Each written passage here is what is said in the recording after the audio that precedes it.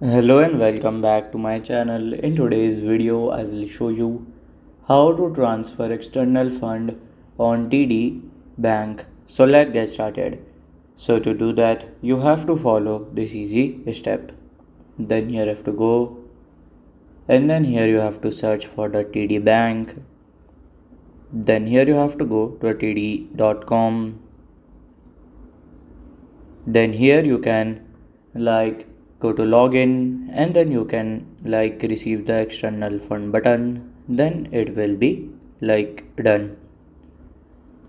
Then when you will just submit, then your the currency will be submitted. So this is how to transfer the external funds on TD Bank.